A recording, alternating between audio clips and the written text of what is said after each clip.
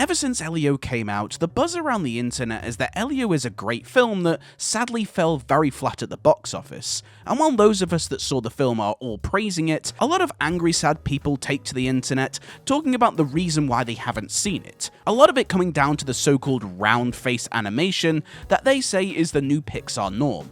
The usual statement being that Pixar used to have a different animation style and are now just reduced to what they call round face, beam mouth, or Grubhub. Most say that this art style started with Soul and continued on to their next projects. And I just want to clear something up.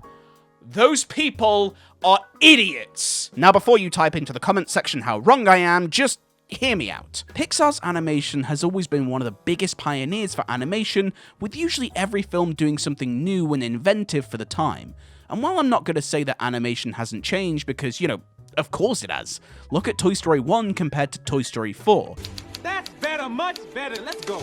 Pixar have created a huge name for themselves, creating films with usually some form of niche. A film about toys, bugs, cars, monsters, fish, dinosaurs. At one point it sorta kinda became a joke, but in the best way. Coming this fall from Pixar, coins! We'll keep making things talk until you don't show up. But this allows for some interesting animation because how do you animate something that either doesn't have a face, or even something that perhaps isn't realistically accurate?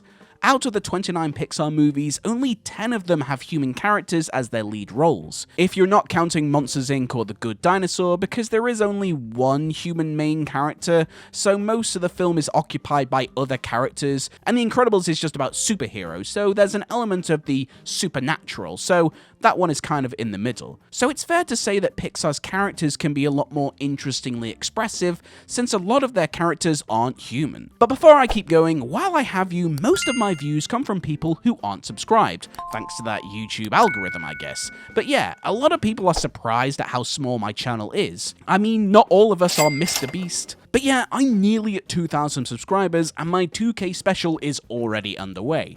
Let's just say I'm gonna be building some Lego. But honestly, subscribing to my channel really helps me, so please do so. Thank you so much, and anyway, back to the video. But this round face idea is something that I really don't understand. If you go back as far as Ratatouille or even A Bug's Life, a lot of those characters still have a round face, a pill-style mouth, as they call it, and large explosive eyes. The animation also naturally gets compared to the Spider-Verse movies, or even The Wild Robot, which of course were praised for the animation style, which they 100% should be. I'm not here to crap on those movies as they are brilliant, but the comparison of those movies is night and day for me. Audiences seem to think that Pixar aren't trying when it comes to their animation, which couldn't be further from the truth. All of their past movies have been inventive in creating new ways for their animation. Soul is very similar to Inside Out. It has a much more abstract way of telling its story with its animation, but also it used line art in order to create its characters, wanting to create a living art style, and making a 2D style character in a 3D space move took them months to learn and create. Luca inspires itself from the likes of Studio Ghibli and Looney Tunes by animating itself with less frames and using 2D style poses in order to create this more wacky and crazy art style to animate its characters. Turning Red is massively inspired by anime and how those characters move. The way the expressive eyes just really make everything pop out, and it probably creates some of the funniest scenes in a Pixar movie, and it really makes the whole film stand out. And of course, Elemental, they had to invent new software to render their characters. Plus, you're literally looking at fire and water just move constantly. Not to mention, Inside Out 2 was universally loved and had an entire scene with several different animation styles, all moving in one scene. That's insane. And Pixar's win or lose? Jesus Christ, I shouldn't even have to say anything, just go watch that show, it's incredible. I think it's unfair to say that Pixar aren't trying anymore, because they clearly are. So seeing people say that Pixar's animation has changed and isn't as good as it used to be, I ask yourself to really take off your nostalgia goggles for a second and ask yourself, is that really true? People who say that Pixar's animation has changed is the same sort of people that say that Pokemon's first generation was perfect and didn't have any badly designed Pokemon when they very clearly did. Jinx, jinx. I think it's also unfair to compare the animation of a toy to a car, to a monster, and to a human. The animation hasn't changed, your expectations for these movies have. Now, if you're not a fan of these movies, that's fine. It's your opinion.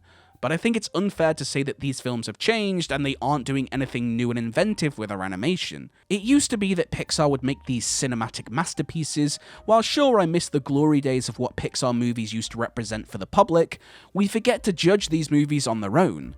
Lightyear is not a perfect movie, but it's filled to the brim with sci-fi action.